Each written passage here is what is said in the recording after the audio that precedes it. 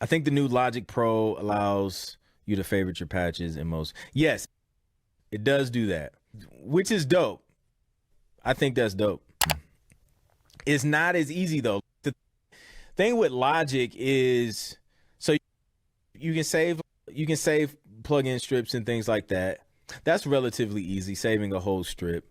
Organizing plugins is not as easy. Like you got to go through like the plugin manager. It's not hard, I guess. It's just more steps. So Logic can do a lot of most of these DAWs can do a lot of the same things. It's just different logistics to do it, right? But if Logic, what I like about Ableton is I'm able to do things like put plugins in a category real quick right there from the browser, versus Logic. I can't do it from the browser, but I got to go through this other little menu that's within another menu underneath a sub menu of a menu, and then can get to the plugin manager. And then in there, I can organize it how I want, and then I'm good. It's just a few extra steps, where Ableton is boom, it's just right there. I love that. But yeah, Logic can do it. Logic is extremely powerful.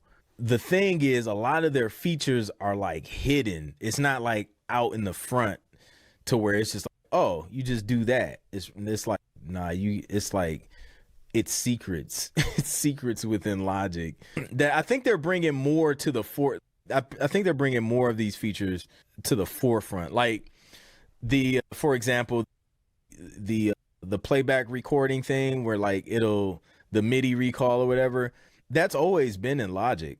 It's been in Logic for a while, but they're just now bringing it out to where it's now you can just quick click a button instead of this shortcut. You know what I mean? So that's the thing. That's the thing with Logic. I got writer's block. How do I break it? Man, so it's a few ways. One is discipline. Discipline yourself to sit down and create every single day at the same time, no matter what, or whatever day you create every single time, no matter what. So like when you sit down, it doesn't matter. You just, something comes out. I don't care if it's trash. It can be trash. It can be good. It can be great. Just make something.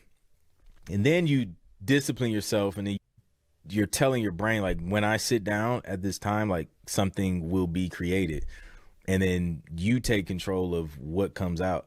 That's the main way to just kill that whole thing. And then on the flip side of that is doing something different, approaching from a different angle, right? We talked about this. Matter of fact, Jason did an interview with Nate, one of the hub members, during the Sync Producer Spotlight. And we talked about approaching things different. So if my main starting point on a production is keys, maybe start with just the drums, maybe start with a bass line, and you'll get like a completely different vibe just from starting at a different point in your production. Collaborations, that helps a lot. Getting new sounds, new plugins, that can get expensive, but that helps. And then sometimes giving yourself room to take a break and just reset. Sometimes it ain't even about discipline or consistency. Sometimes just, you might be burnt out and you need to go chill. Just go outside, hike a mountain or something.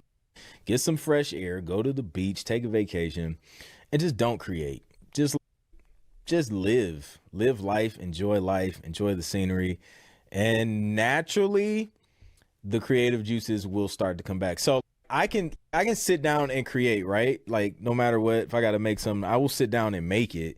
But there are those times where like I hear things and then I have a desire to create something because I'm inspired by something or I hear something, and there's that as well.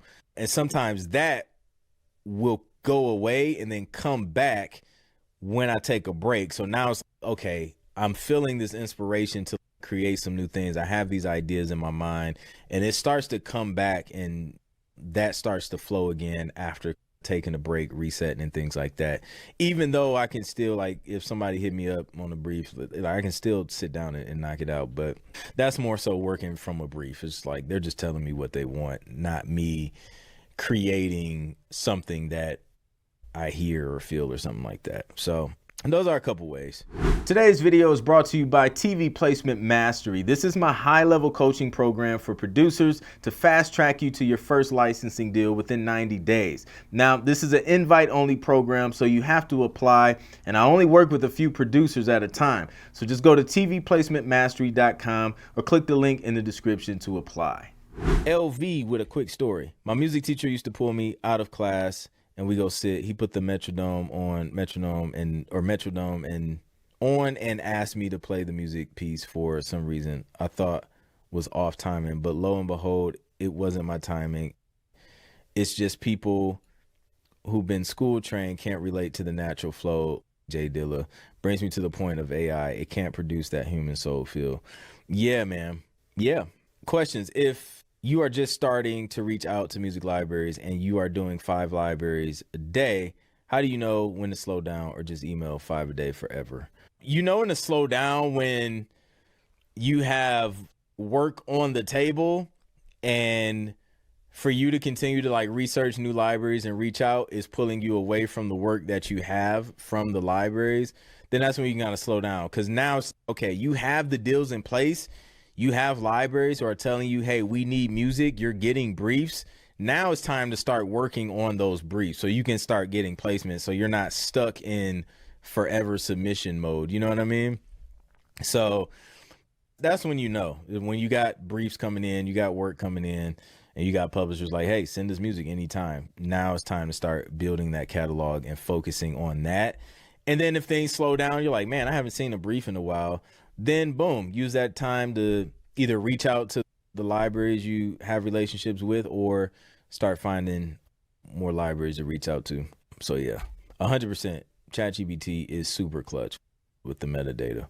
Venus, can you talk a little bit more about licensing tracks before sending it to a library? So you want to send it to the library so that the library can license those tracks on your behalf as the publisher of those tracks. So nothing is licensed yet until a music supervisor wants that music from.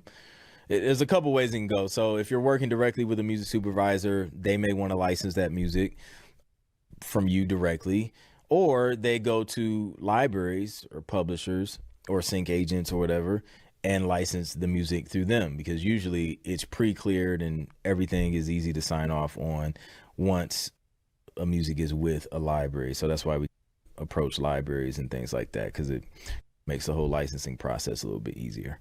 Yeah. Aaron says, but what you don't get, Clint, is music is hard and it should be easy for everybody. Yo, that is the most ridiculous thing I've ever heard, man. That Suno CEO is crazy. Yes, music is hard. If it's too hard for you, don't do it. Go find something easy to do. That's what I say to that. All right, we got, let me see, who's it? We got Zim Zada with a question. Let's see what Zim talking about. Timbo's situation is crazy. It's great. All I can say is plant seeds, plant seeds. Yeah, 100%. Zim, what's good? Can you hear me? I think it froze. I think we lost you, Zim. Studio One. Shout out to Studio One. Studio One is legit, man. I'm not mad at Studio One. I think the things that I didn't like about it when I was using it, I think they fixed it. So yeah, I'm gonna pitch a track from a Casio keyboard and see what it do with dope manipulation. Is gonna be dope. Yo, let me know how that goes. That sounds like fun. That sounds like fun. Cause I remember my Casio keyboard. It was missing at least like 3 F keys, just mysteriously snapped in the same place, each one. I had the speakers on top and everything. But man, yeah, man, you can probably get that thing to sound okay with some plugins. Let me know how that goes. That sounds like fun. See if you can get a placement with a Casio keyboard. Then you just completely just wipe out the whole, you got to have expensive, high quality, all these plugins and instruments and things like that.